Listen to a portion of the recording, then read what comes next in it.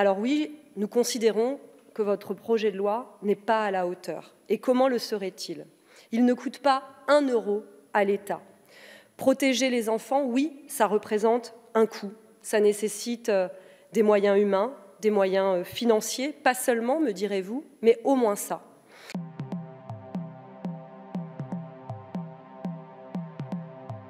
Nous le redisons, votre projet de loi n'est pas à la hauteur, il ne prend pas au sérieux les risques humains du placement hôtelier. Et sur ce sujet, la CMP a aggravé le texte.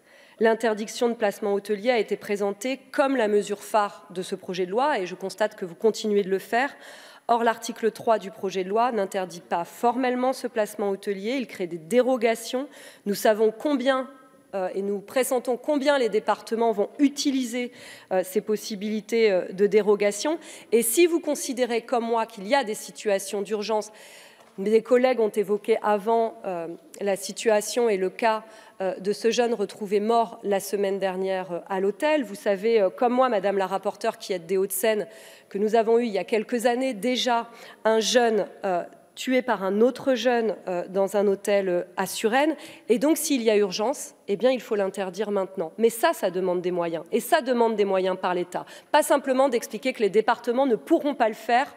Eh bien oui, ils ne pourront pas le faire s'ils ne sont pas accompagnés pour le faire. Donc, ça veut dire un investissement important de l'État pour pouvoir créer des placements et des placements dignes.